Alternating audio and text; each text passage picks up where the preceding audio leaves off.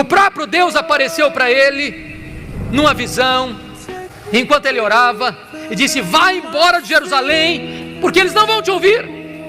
Irmão, ser mandado embora da igreja pelo conselho da igreja é uma coisa, ser mandado embora da igreja pela assembleia da igreja é uma coisa, mas ser mandado embora da igreja pelo próprio Deus,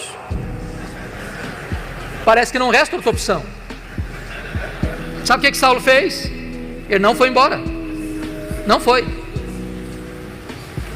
Veja comigo o versículo 18 de Atos 22, porque ele começa a discutir com Deus, ele começa a razoar com Deus, ele começa a ponderar com Deus, diz: mas Senhor, eu persegui a igreja aqui, quando matou Estevão, tua testemunha estava presente, consentia nisso, até guardei as vestes daqueles que o apedrejaram. Sabe o que está dizendo para Deus? Deus, o Senhor vai cometer um grande erro estratégico me tirando, eu sou o cara,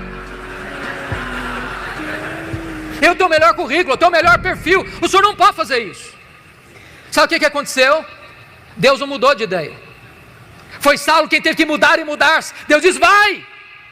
Sabe o que aconteceu com ele? Ele não foi. Volta comigo por favor para Atos 9:30. Diz que os discípulos se reuniram e levaram-no até Cesareia. Preste atenção que ele não foi, ele foi levado, ele não saiu, saíram com ele. Ele saiu de Jerusalém como Ló saiu de Sodoma a reboque. E de Cesareia mandaram-no para onde mesmo? Para Tarso. Onde era Tarso? A cidade que ele nasceu. Sabe o que Deus está dizendo para esse cara que pensa que é insubstituível? Deus está dizendo: meu filho, arruma as malas e volta para casa, porque tudo depende de Deus e nada de você. Mas o pior não havia acontecido. Ele ficou em Tarso cerca de 10 anos no anonimato. Para alguém que queria tanta liderança, ele fica 10 anos no esquecimento, longe dos holofotes. Mas se isso não bastasse, o pior vem aqui em Atos 9:31. Diz que no dia que ele arrumou as malas e foi embora da igreja de Jerusalém, a igreja passou a ter paz e passou a crescer. Você quer coisa pior para um pastor do que isso? Sabe o que Deus está dizendo para esse homem? Tudo depende de mim, nada depende de você. Era preciso que ele aprendesse essa lição primeiro.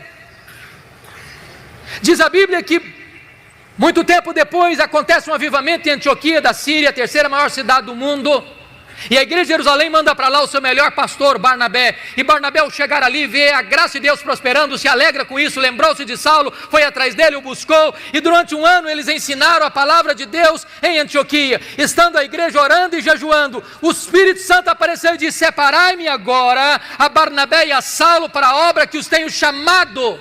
Preste atenção a quem Deus chamou. Não foi Saulo e Barnabé, foi Barnabé e Saulo. Já foi reserva alguma vez? Já ficou na sombra de alguém alguma vez? Já foi liderado por alguém alguma vez? Saulo não era o líder, ele era liderado. Ele tinha que aprender essa verdade: tudo depende de Deus, nada depende de mim.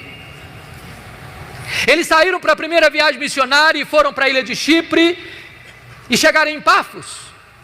E diz a Bíblia que ali o Elimas o mágico tentou impedir o procônsul Sérgio Paulo de ouvir o evangelho, e aquele governador estava sedento do evangelho, e Paulo estava pregando para ele, e aquele mágico queria impedir Paulo de pregar o evangelho, e criando dificuldades. E diz a Bíblia que Saulo, cheio do Espírito Santo, fixou os olhos no mágico e disse: ó servo do diabo, até quando perverterás os retos caminhos de Deus, pois ficarás cego. O mágico fica cego, o governador se converte a Cristo, e um temor cai sobre as pessoas. E a partir de Pafos, diz a Bíblia, que Saulo deixa de usar o seu nome judaico Saulo para usar o seu nome romano Paulo, e a partir daí ele vai se transformar no maior líder do cristianismo, porque havia entendido já a verdade: tudo depende de Deus, nada depende de mim.